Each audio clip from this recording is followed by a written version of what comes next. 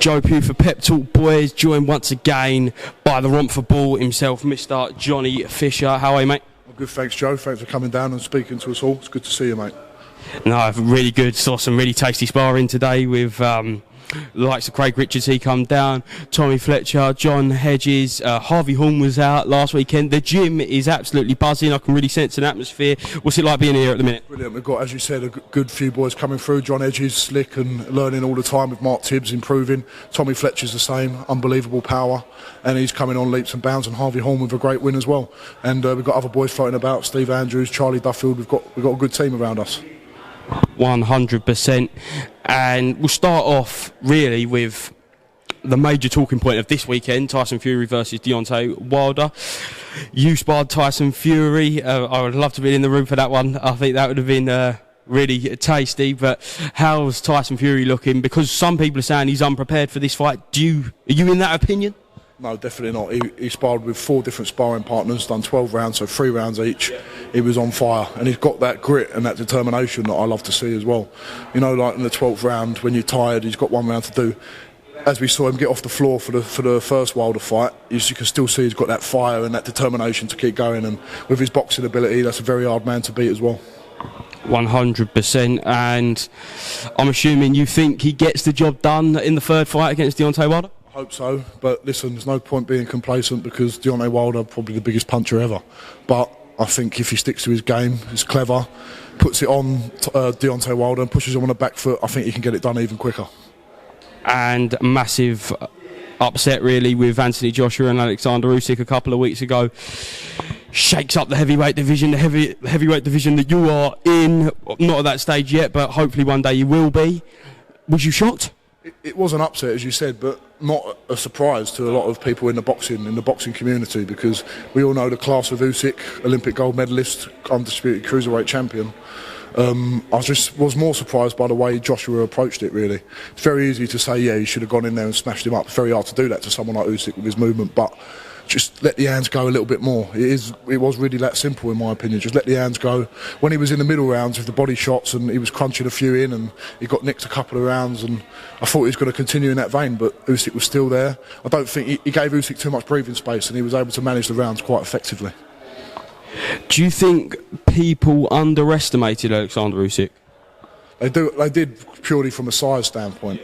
But I've heard John Fury say it, if you're a 16-stone man and you're big, you're tall, you've got enough power to keep people off, and you're strong and you're fit, you're an elite level athlete, there's no reason why you can't beat someone who's of Joshua's stature if you've got the correct boxing skill.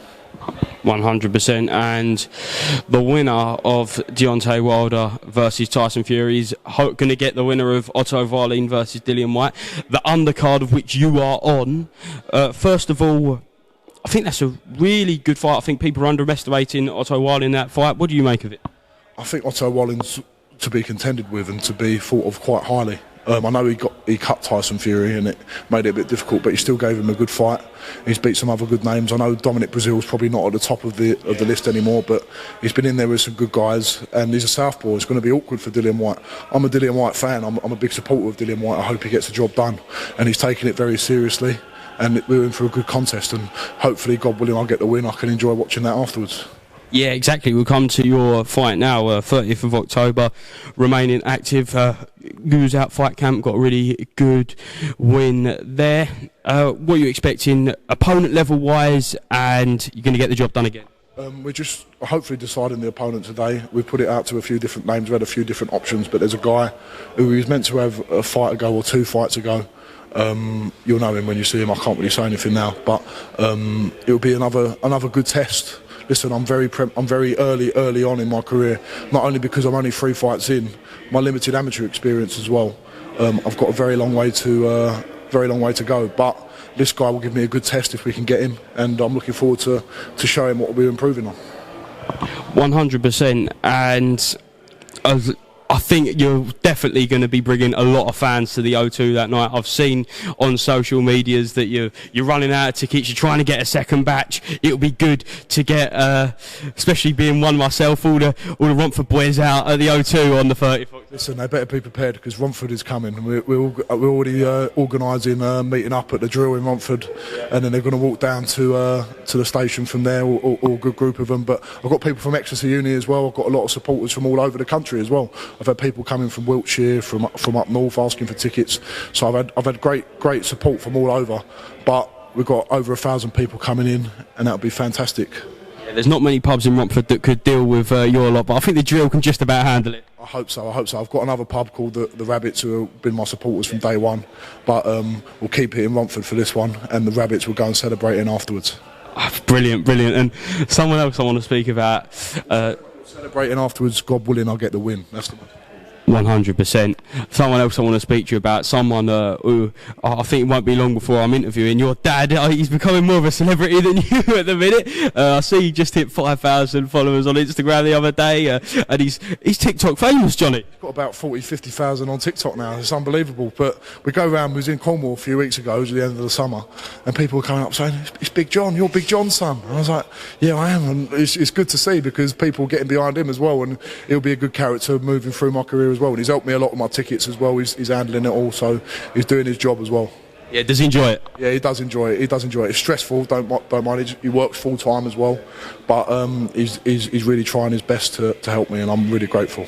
Yeah, and we've obviously also got the great music with you and the likes of Thomas Skinner, your dad. It's the full Johnny Fisher Romford Ball promotional team, and I bet Sam Jones absolutely loves it. He does. We've got some characters around us. We've got Tom Skinner, we've got my little brother, we've got my two brothers really. We've all got good characters around us from uni as well. So I've got a good team and good support around me. I'm very lucky. Yeah, no, 100%. And finally, Johnny, what can we expect from you on the 30th of October? I'm working hard with Mark Tibbs. We're training hard. Sam Jones has been promoting me really well.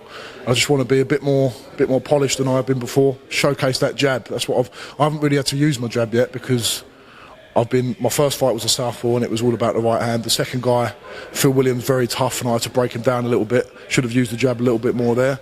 The third guy, my right hand, paid off again. But when I'm sparring these big guys, my jab works really nicely, and we're trying to just hone that skill. But if I see an opportunity there, I'll definitely be taking it. Cheers, Johnny Fisher. Thanks very much for talking to Pep Talk Boys, and I'll hopefully speak to you again soon. Definitely. And can I just say a big tribute to Pro Beez as well. I never met him, but he was a great guy. I've heard good things about him, and it was brilliant to know that he was part of this channel as well. Big part. Yeah, no, 100%. I appreciate that, Johnny, and hopefully speak to you again soon. See you, mate. Thank you.